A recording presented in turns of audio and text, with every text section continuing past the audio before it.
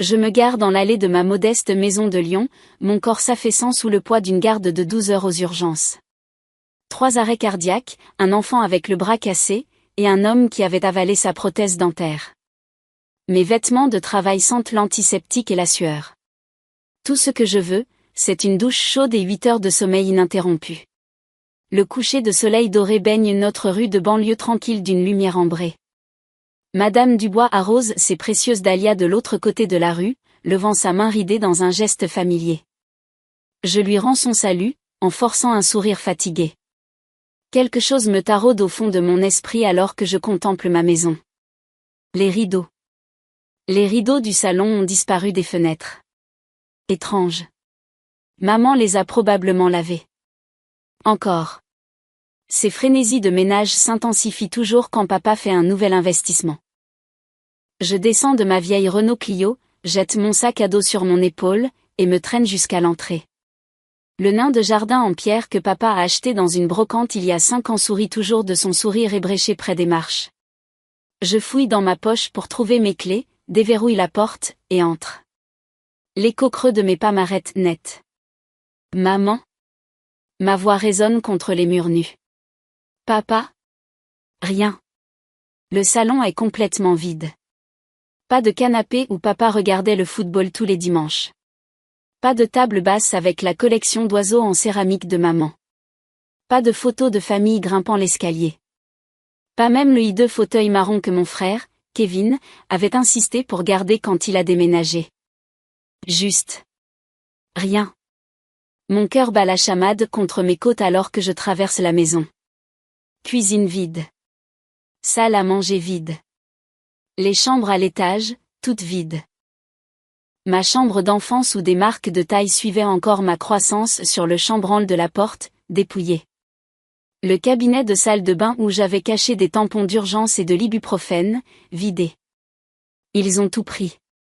Chaque meuble, chaque casserole et poêle, chaque photo de famille, même le rideau de douche. De retour dans l'entrée, quelque chose attire mon regard.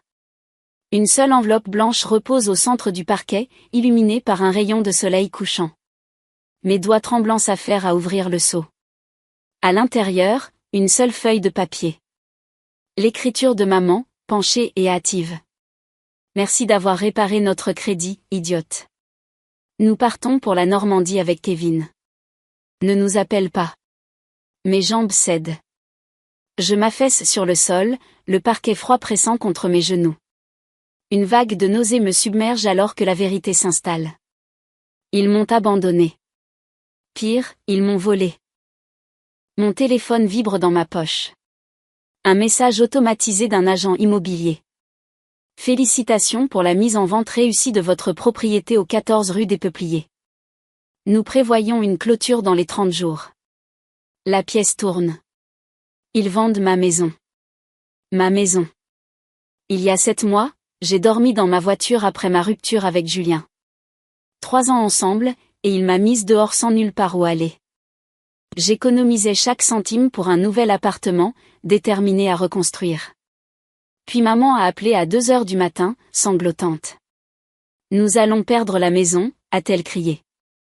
Ton père a fait de mauvais investissements. Nous devons 325 000 €. Ma maison d'enfance. Les cadres de porte avec les marques de crayon suivant ma croissance.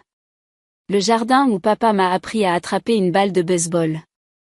La cuisine où maman m'a montré comment faire sa célèbre tarte aux pommes. Parti. Qu'en est-il de l'argent que mamie a laissé? Ai-je demandé.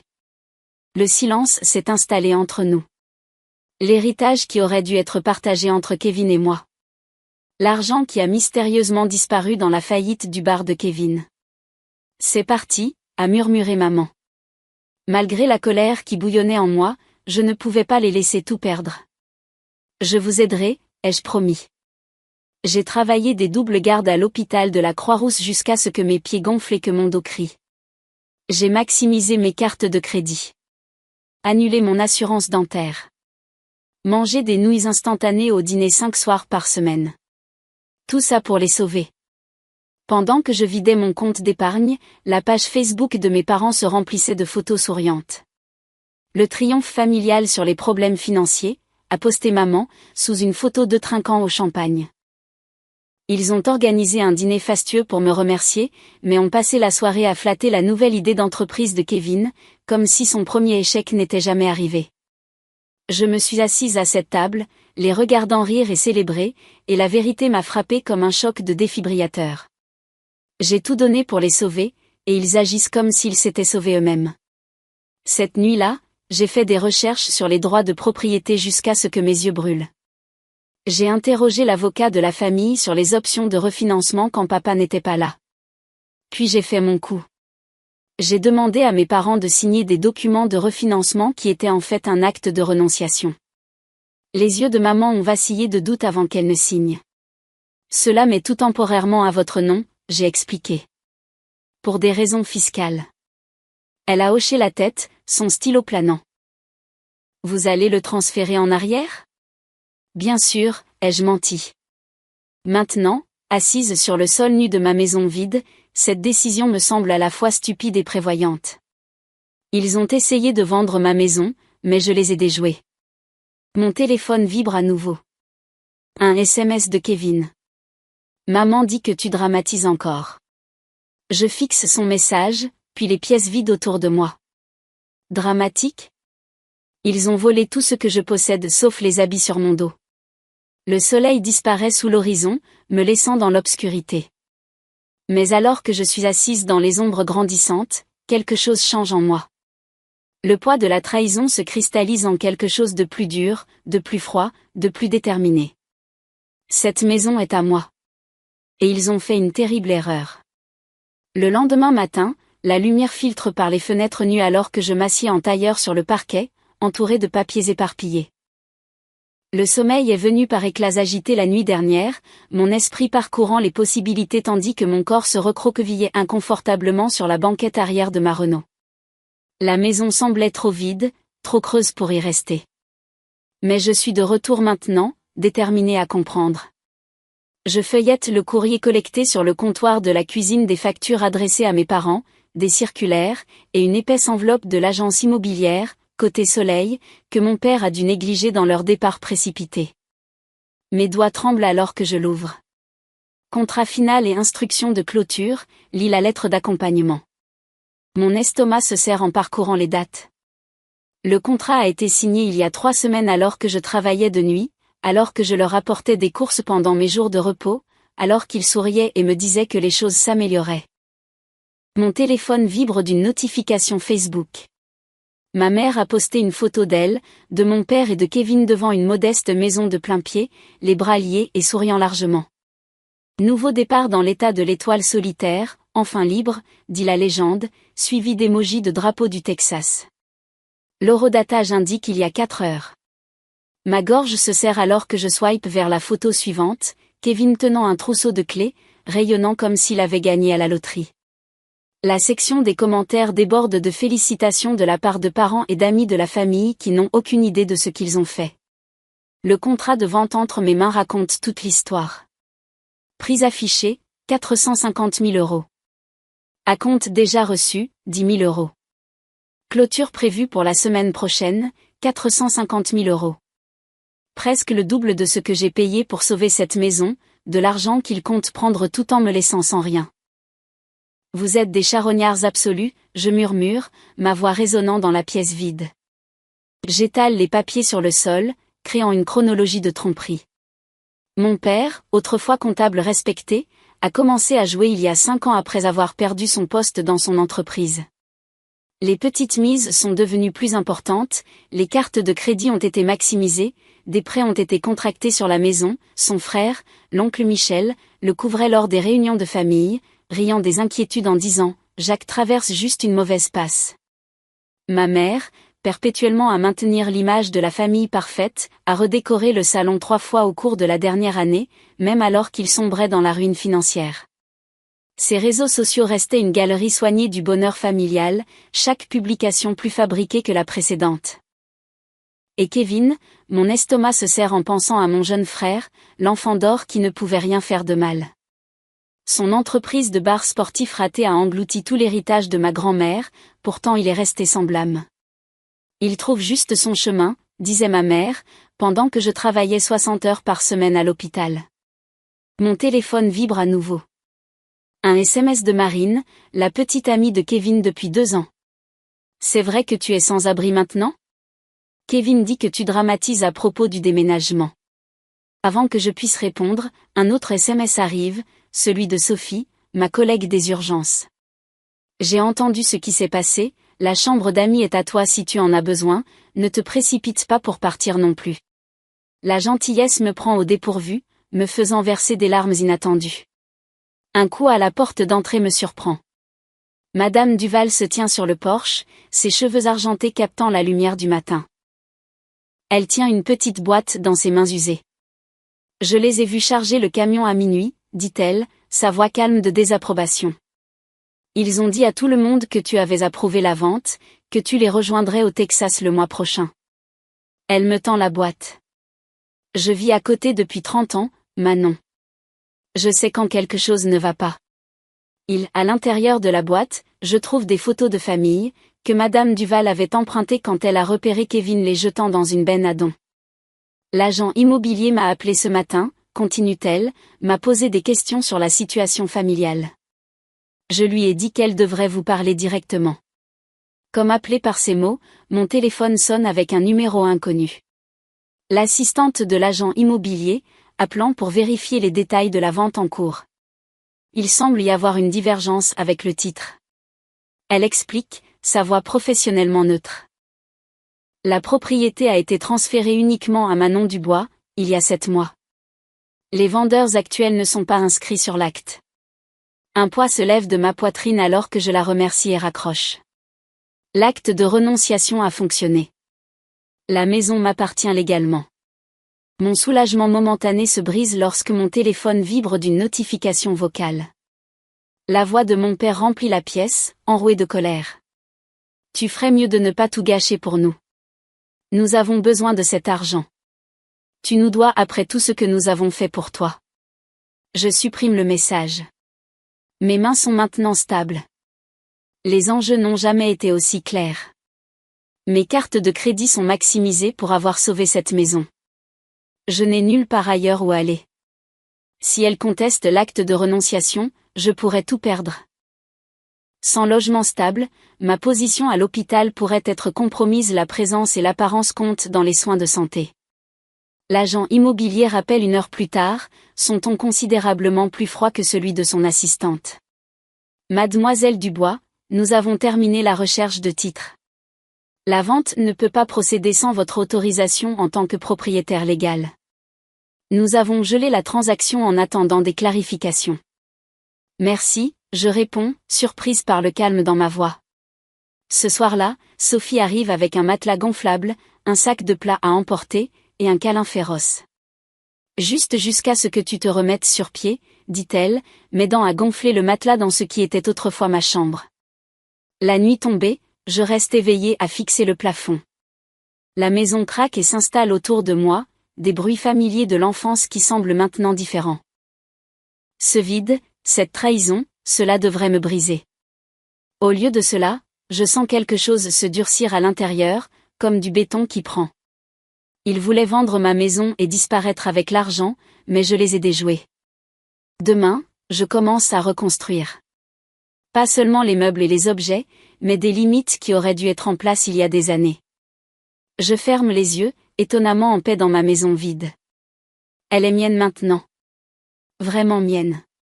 Et ils ont fait une terrible erreur. 1 semaine plus tard, mon téléphone sonne pour la 8e fois aujourd'hui. Kevin, encore. J'envisage de le faire taire, mais quelque chose me pousse à regarder. Maman a des crises d'anxiété à cause de toi. Arrête ça, maintenant. Je jette mon téléphone sur le matelas gonflable où je dors depuis 1 semaine. Il y a 3 jours, la tension de papa est montée en flèche. Hier, tu es en train de déchirer cette famille. Le goutte-à-goutte constant de culpabilité est devenu un bruit blanc. La sonnette retentit. À travers le Judas, j'aperçois la tête chauve de l'oncle Michel et son sourire forcé. Sa Cadillac tourne au ralenti dans mon allée, le moteur tournant comme s'il s'attendait à ce que ce soit rapide. Manon, ma chérie. Il appelle à travers la porte. Je veux juste te raisonner. Je ne réponds pas. Après 10 minutes de coups de porte de plus en plus agités, il laisse une carte de visite coincée dans le cadre de la porte avec une note. Tes parents t'ont mieux élevé que ça. Plus tard, en scrollant sur Facebook, mon estomac se serre. Le dernier post de maman a 57 commentaires. Prière pour des parents aux prises avec des enfants ingrats. Les problèmes de santé mentale peuvent déchirer les familles. S'il vous plaît, respectez notre vie privée pendant cette période difficile. Les commentaires vont de sympathique à suspect. Reste forte, Diane. De ses amis du club de lecture. Qu'est-il arrivé avec Manon? De personnes qui me connaissent vraiment. Mon doigt plane sur le bouton de réponse, mais je ferme l'application à la place. Ils ont contrôlé le récit toute ma vie. Plus maintenant. Le lendemain matin, la lumière du soleil filtre par la fenêtre de ma chambre alors que je choisis mes vêtements. Pas de blouse d'infirmière aujourd'hui. Une blouse blanche impeccable, un pantalon bleu marine, et les boucles d'oreilles en perles que mamie m'a laissées. Professionnel. Autorité. Le miroir reflète quelqu'un que je reconnais à peine. Épaules en arrière, menton levé, yeux clairs et déterminés. Le bureau des hypothèques sent le papier carbone et le café. Les yeux de la réceptionniste s'écarquillent légèrement lorsque je donne mon nom. Mademoiselle Dubois? Nous ne vous attendions pas avant 10 heures. Je préfère être en avance. Ma voix sonne plus assurée que je ne le ressens. Monsieur Moreau, l'agent d'enregistrement des titres, me serre fermement la main. Les murs de son bureau sont tapissés de photos de famille et de trophées de pêche. J'ai examiné votre documentation, dit-il, en désignant le dossier sur son bureau. L'acte de renonciation est en règle. Vos registres de paiement sont remarquablement bien organisés. J'ai appris à garder les reçus, dis-je, un coin de ma bouche se soulevant légèrement. Il hoche la tête, m'étudiant. Je n'ai jamais vu quelqu'un de votre âge aussi préparé. La plupart des gens 2 fois plus âgés ne comprennent pas ces transactions. La nécessité est un excellent professeur. Son imprimante bourdonne, produisant le document pour lequel je me suis battue. Ceci confirme, mademoiselle Dubois. Vous êtes maintenant le propriétaire légal enregistré de la maison. La vente tentée a été annulée. Mes doigts picotent lorsque je touche le papier. Mien. Vraiment mien. Monsieur Moreau s'éclaircit la gorge. Vos parents ont demandé un appel conférence. Ils sont assez insistants. Je parie qu'ils le sont. Le haut-parleur crépite. La voix de papa remplit la pièce, déjà en plein milieu d'une phrase. Complètement déraisonnable. Nous l'avons élevé, nous lui avons donné un toit pendant des années. Monsieur Dubois. Monsieur Moreau interrompt. J'ai votre fille ici avec moi. Nous sommes en haut-parleur. Un moment de silence stupéfait. Puis la voix de maman, tremblante de vulnérabilité calculée. Manon, ma chérie. Comment as-tu pu nous faire ça? Après tout ce que nous avons sacrifié. Madame Dubois. Monsieur Moreau intervient. La documentation est tout à fait claire.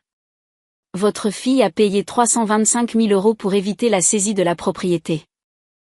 Vous et votre mari avez signé un acte de renonciation transférant la propriété. Elle nous a trompés. La voix de papa s'élève. Elle a dit que c'était des documents de refinancement. L'acte est clairement intitulé, monsieur. Il porte vos signatures notariées. C'est absurde, je vais poursuivre. Sur quel motif, papa? Ma voix me surprend même moi. Calme, presque doux. La maison est à moi. La vente est annulée. Et vous m'avez laissé avec rien que des murs. Maman commence à pleurer. La bande sonore familière de mon enfance chaque fois qu'elle n'obtenait pas ce qu'elle voulait. Mais monsieur Moreau me glisse simplement une boîte de mouchoirs, imperturbable par les sons venant du haut-parleur. Cette conversation est terminée, dis-je, appuyant sur le bouton raccroché. En traversant le couloir de l'hôpital ce soir-là, Sophie tombe à mes côtés. La cavalerie arrive à 6 heures, dit-elle. Mike de la radiologie a un camion. Emma apporte son vieux canapé. J'ai des fournitures de cuisine. Ma gorge se serre. Tu n'as pas à essayer de nous arrêter, dit-elle, me donnant un coup d'épaule. Au coucher du soleil, mon salon a des meubles. Pas des pièces assorties d'un showroom, mais un mélange de dons. Un canapé vert forêt, une table basse rayée, des chaises de salle à manger dépareillées, plus que je n'en avais hier. Madame Duval apparaît à ma porte avec une boîte en carton. Je les ai gardées en lieu sûr, explique-t-elle, révélant des photos de famille encadrées. Quand je les ai vues charger tout, j'ai su que quelque chose n'allait pas. Plus tard, mon téléphone sonne avec un numéro inconnu. La voix de Marine arrive, basse et urgente. J'ai quitté Kevin, dit-elle sans préambule. Ils ont planifié ça pendant des mois, Manon. Kevin m'a montré des SMS de l'hiver dernier. Je ne peux pas rester avec lui en sachant ce qu'ils t'ont fait. Je m'affaisse sur mon nouveau vieux canapé. Tu vas bien? Ne devrais-je pas te demander ça? Elle rit, un son creux. Je loge chez ma sœur. Écoute, j'ai gardé certains de ces SMS. Je vais te les transmettre. Le docteur. Vincent me rattrape entre deux patients le lendemain. J'ai approuvé votre demande de garde supplémentaire, dit-il. Les primes de vacances devraient vous aider à reconstituer votre pécule. Merci. Je réussis à dire, clignant des yeux pour refouler des larmes inattendues. Après le travail, je conduis au magasin de bricolage et j'achète de nouvelles serrures. Le clic métallique du verrou se glissant en place sonne comme une victoire. L'installation du système de sécurité prend 3 heures. Des caméras couvrant chaque entrée. Des détecteurs de mouvement. Un panneau près de ma porte de chambre. Dans l'ancienne chambre de Kevin, je badigeonne de peinture vert mer les posters de basketball qu'il n'a jamais pris la peine d'enlever. La couleur me rappelle la côte de l'Oregon, où j'allais seule pour réfléchir pendant mes études d'infirmière. À chaque coup, je récupère un pouce d'espace. La dernière tâche est la plus difficile. Le portrait de mariage de mes parents a été accroché au-dessus de la cheminée toute ma vie. Je l'enlève avec soin, enveloppant le cadre dans un vieux t-shirt avant de le placer dans le grenier. À sa place, j'accroche une photo de la ligne d'horizon de Lyon à l'aube, la vue que je vois en rentrant des gardes de nuit. Le début de quelque chose de nouveau. En reculant, je contemple ma maison. Plus vide. Pas volée. Mienne. Mon téléphone vibre d'un autre SMS de Kevin. Je le supprime sans le lire, et éteins les lumières, montant dans ma chambre. Pour la première fois depuis des semaines, je vais dormir sans rêver de pièces vides et d'avenir volé. Mon téléphone vibre à 3 heures du matin. Je l'ignore, mais secondes plus tard, il vibre à nouveau. Et encore. Les notifications s'accumulent comme des feuilles d'automne, SMS, messages vocaux, alertes Facebook. Je plisse les yeux vers l'écran. Ma chambre est toujours sombre, sauf pour la dure lueur bleue. Le nom de maman domine mes notifications. Je m'assieds, le dos contre la tête de lit, et tape sur le message le plus récent. L'Extended Stay America coûte 89 € par nuit. Nous ne pouvons pas nous le permettre plus longtemps. Ton père est fou de chagrin. Je fais défiler les messages précédents. Les plaintes concernant la chaleur du Texas. Les matelas inconfortables du motel. Les personnages suspects qui traînent dans le parking. Pas un mot pour me laisser avec rien que des murs. L'ironie me fait presque rire. Presque. Leur rêve d'un manoir texan financé par ma maison vide s'est écrasé contre la réalité. Les 450 000 € qu'ils attendaient n'arriveront jamais. Et leur sac à tivement fait son maintenant dans une chambre de motel économique avec des brûlures de cigarettes sur la moquette. Mon ordinateur portable repose sur ma table de chevet. J'ouvre Facebook. Maman vient de poster une photo du coucher de soleil. Prendre le temps d'explorer le Texas avant d'acheter notre maison de rêve. Famille bénie. Nouveau départ. Les commentaires débordent d'encouragements joyeux de parents éloignés et d'amis de l'église qui n'ont aucune idée de ce qui s'est réellement passé. 12 personnes l'ont déjà aimé. Le profil de Kevin raconte une autre histoire. Ses mises à jour de statut sont passées de plans enthousiastes à des plaintes à peine voilées. Le marché de l'emploi est plus difficile que prévu.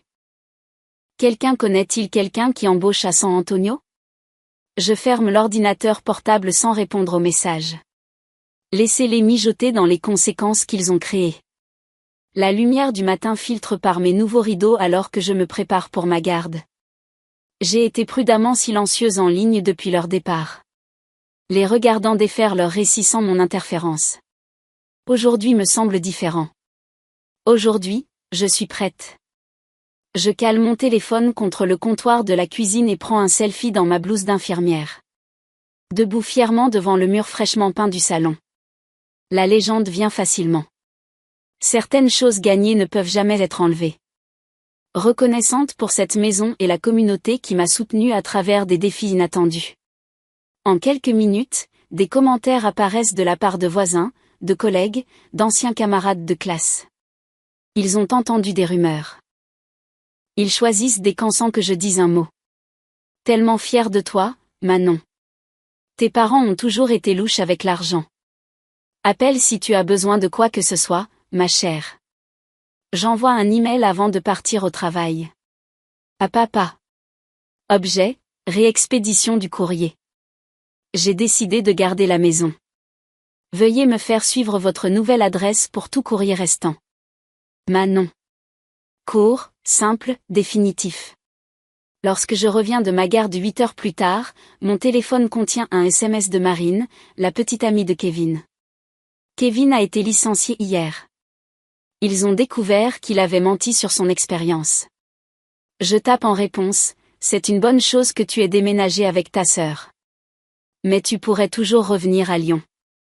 Elle ne répond pas, mais je sais que j'ai planté une graine.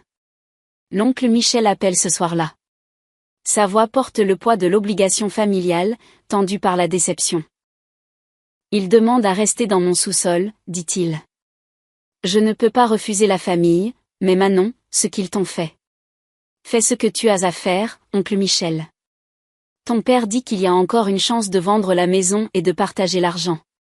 Dis que tout le monde gagne comme ça. Mon rire sonne creux, même à mes propres oreilles. C'est ce que je pensais.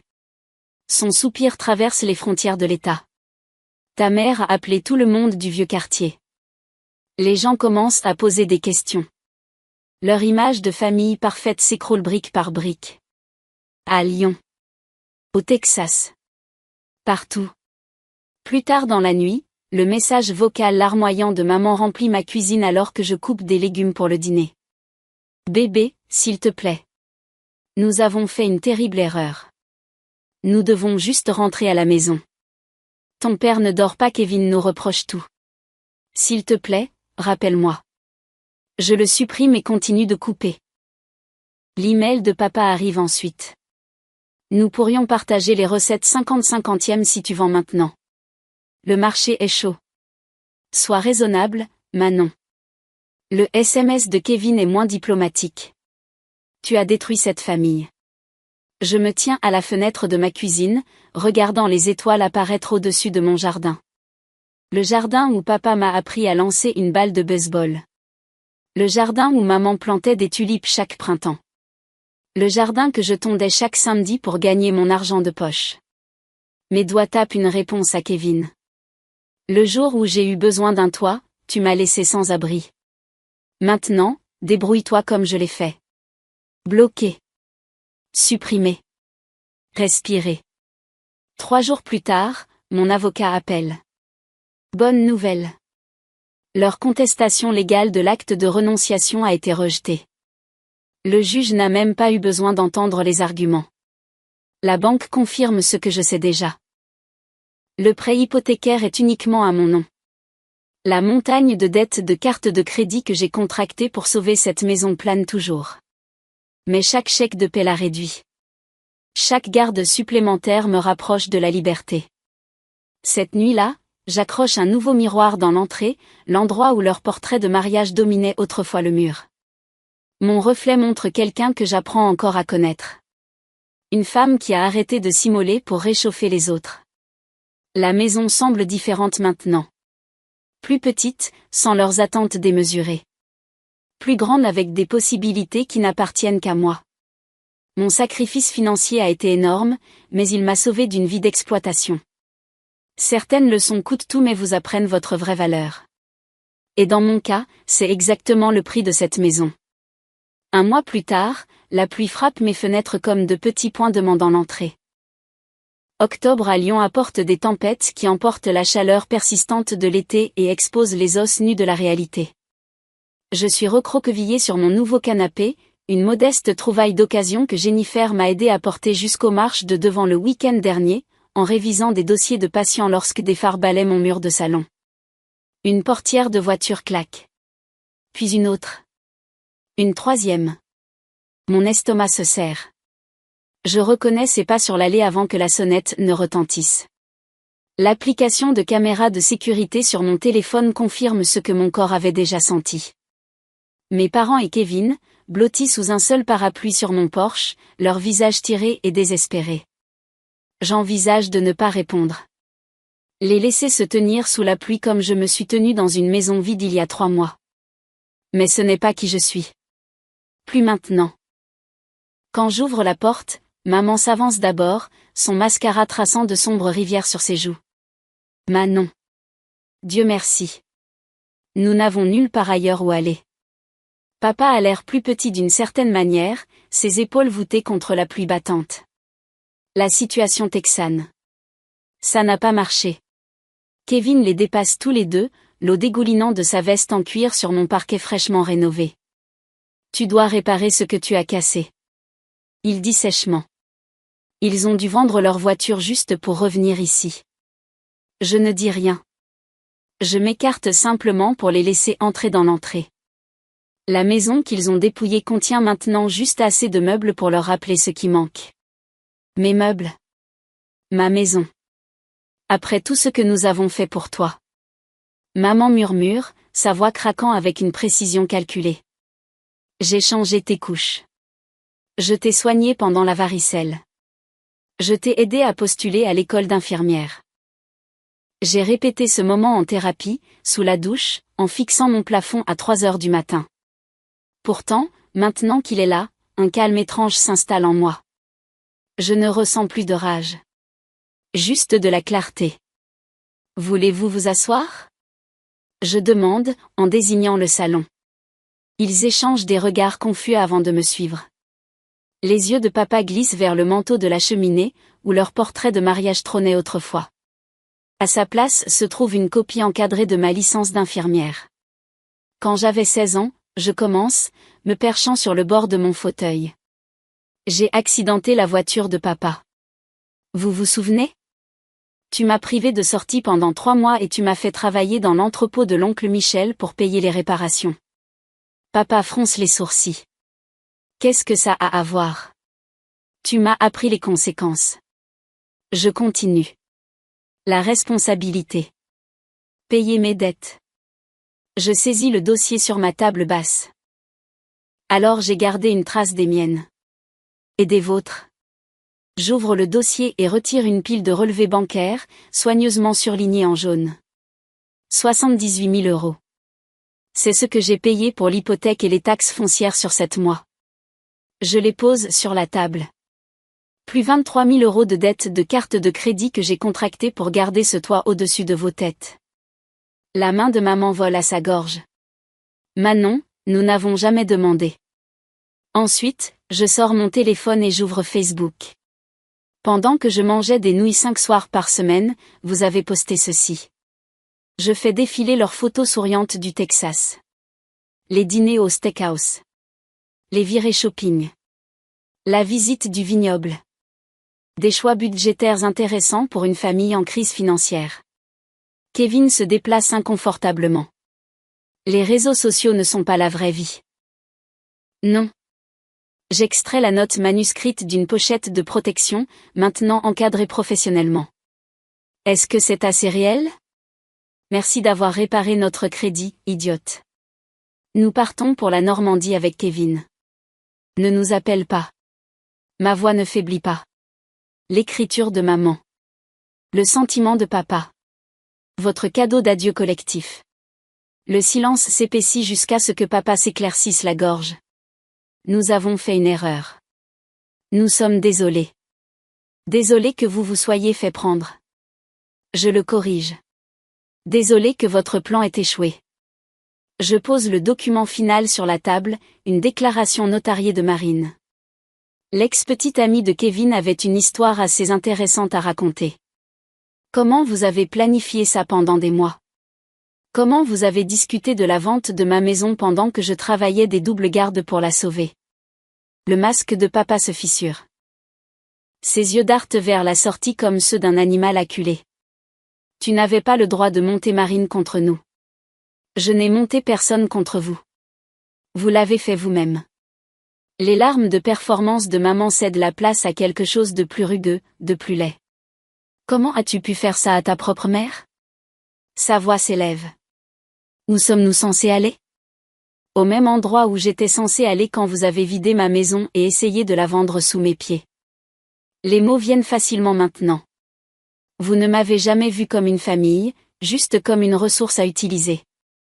Un problème pour résoudre vos problèmes. Kevin bondit en avant, un doigt pointé vers mon visage. Tu te crois parfaite? Tu nous as volé notre maison. Ta maison? Je me lève, égalant sa taille. La maison que j'ai sauvée avec mon argent? La maison que vous avez abandonnée? Cette maison? Sa bouche s'ouvre, se ferme, s'ouvre à nouveau. Aucun son n'émerge. Par mes fenêtres avant, je remarque Madame Duval jetant un coup d'œil derrière ses rideaux.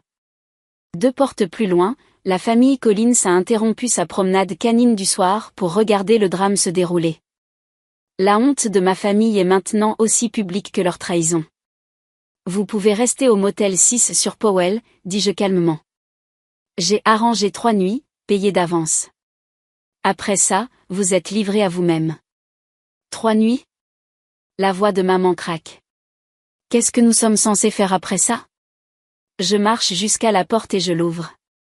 La pluie s'est calmée en un doux murmure. Débrouillez-vous, comme je l'ai fait. Un par un, ils passent devant moi. Papa s'arrête sur le seuil, son cologne familier se mêlant au pétrichor. Nous sommes toujours tes parents, Manon. La biologie ne fait pas une famille, je réponds. Les actions, oui. Je ferme fermement la porte derrière eux et j'active le système de sécurité. Le bip électronique résonne dans mon espace retrouvé. Par la fenêtre, je les regarde retraverser l'allée, passant devant le nain de jardin avec son sourire ébréché. Je ne les ai pas détruits. Je murmure à la pièce vide. Ils se sont détruits eux-mêmes. Le poids que j'ai porté si longtemps glisse de mes épaules comme de l'eau. Je me retourne vers ma maison, modeste, incomplète, mais indubitablement mienne. Dehors, les nuages d'orage se déchirent, révélant une seule étoile dans le ciel crépusculaire. La première chose claire que j'ai vue depuis des mois. Le soleil du matin réchauffe mon visage alors que je m'agenouille dans la terre fraîchement retournée. 1 an plus tard, et mes mains se souviennent encore du vide de cette maison. Maintenant, elles pressent des jeunes plants dans la terre où le gris négligé de papa collectait autrefois la rouille. Souci, zinnia et cosmos, des fleurs vives et résilientes qui reviennent saison après saison. Ceux-là s'en sortent bien, appelle Madame Duval d'outre-clôture. Plus seulement une voisine qui arrose des dahlias, mais une amie qui apporte du pain fait maison le dimanche et écoute mes histoires sans jugement. Tu devrais voir à l'intérieur. Je réponds, en brossant la terre de mes genoux. L'atelier d'art est enfin terminé.